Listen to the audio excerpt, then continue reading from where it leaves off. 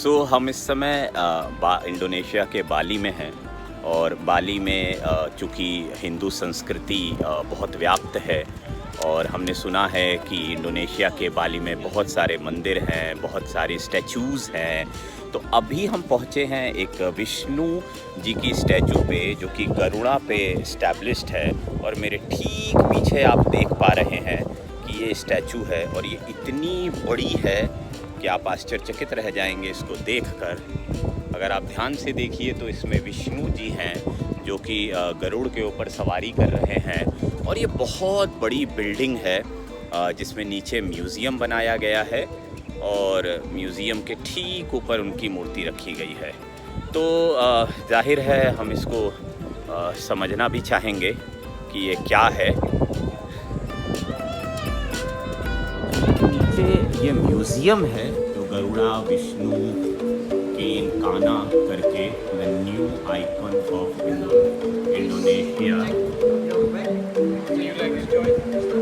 और हम इस म्यूज़ियम में आप भी जब बाली आए, इंडोनेशिया आए तो ज़रूर कोशिश करें कि गरुड़ा की इस मूर्ति को देखें। और यहाँ पे बहुत सारी चीज़ें हैं। ये राजा वेदाहुलु की कहानी है। Raja Vedahulu is the king of the head of a pig. This is a symbol of a king who has a greedy attitude. तो आप ये देख सकते हैं कि यहाँ के जो साहित्य है उनमें इस तरह के राजाओं को बहुत दर्शाया गया है जो हिंदू पुराणों से आते हैं और उनकी कहानियाँ यहाँ बताई गई हैं। अब ये अगर आप देखेंगे तो ये श्री जया पंगुस, और इनके बारे में भी यहाँ पे लिखा गया है कि इन्होंने एंशिएंट बाली को रूल किया था। And then after if you go, यहाँ देखेंगे यहाँ एक रानी जैसी है और इन रानी के बारे में अगर हम पढ़ेंगे तो ये कांग चिंग की वाई इनका नाम था। ये डॉटर थी चाइनीज़ मर्चेंट की जो कि राजा जया पंगुस के साथ जिनका विवाह हुआ था। इंडोनेशिया में कहीं भी जाइए तो आपको ये वाद्य यंत्र मिल ही जाता है और बाली में हम हमेशा देखते हैं हर जगह पे इसको इस तरह से ये बजाते हैं और बहुत सुंदर तरीके से। तो ये म्यूज़ियम है। इस म्यूज़ियम में काफ़ी कुछ देखने को है और अगर आप यहाँ आते हैं तो यहाँ बहुत कुछ जानते हैं। जैसे इस मूर्ति के बारे में भी यहाँ पे बताया गया है, वाटरफॉल है इसके नीचे।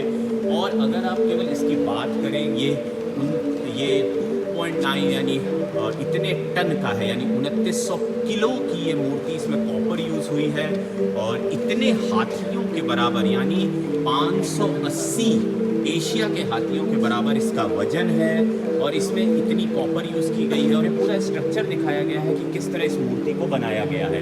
इसके पास एक बहुत बड़ा वाटरफॉल भी है। सो ये ऐसा अट्रैक्शन है कि जब आप बाली आएँ तो ज़रूर घूमें। आप देख सकते हैं ये यहाँ पे ये इस तरह दिखाया गया है।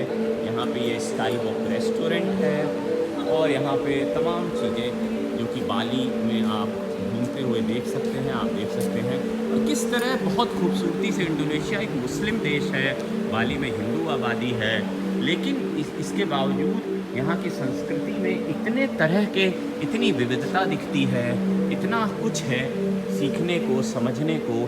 और अगर हम देखेंगे तो ये जिस तरह के मास्क हैं, ये देखिए अलग अलग राजाओं के बारे में यहाँ पे बताया गया है।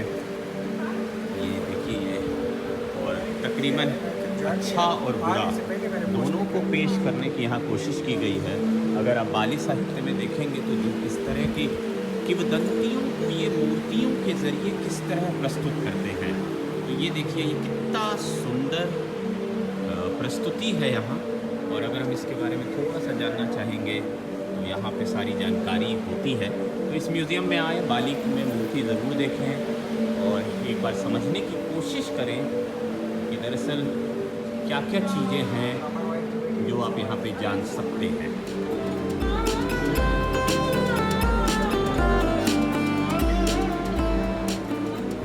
हमारे साथ स्वामी जी हैं इस्कॉन से। स्वामी जी, ये जो मूर्ति है इसका क्या महत्व है, छोटे में थोड़ा सबको बताइए। जैसे हम जानते हैं हमारे सनातन सभ्यता से भगवान विष्णु के जो वाहन है गरुड़ है जी, तो ये बालिनीज का या जो आइलैंड है यहाँ पे हिंदुइज्म का बड़ा प्रभाव है और ऐतिहासिक रूप से भी हज़ारों साल से है। तो ये इस भगवान विष्णु का और गरुड़ा का स्टैचू प्रतीक करता है बालिनीज का ट्रेडिशनल कल्चर। जी जी। तो आप देख पा रहे हैं ये पीछे मूर्ति है, बहुत बड़ी है, इस पे गरुड़ पे वरुण जी विष्णु जी सवार हैं। और जैसा कि हम जानते हैं हमारे पुराणों में ऐसी कथाएं आई हुई हैं कि उनका जो वाहन है वो गरुड़ है। और इंडोनेशिया एक ऐसा देश है और बाली में खासकर जो हिंदू मान्यताएं बहुत ज़्यादा हैं, बहुत ही विशाल मूर्ति है, बहुत ही भव्य मूर्ति है। तो चलिए अब इस जानकारी के साथ इस वीडियो को यहीं समाप्त करते हैं।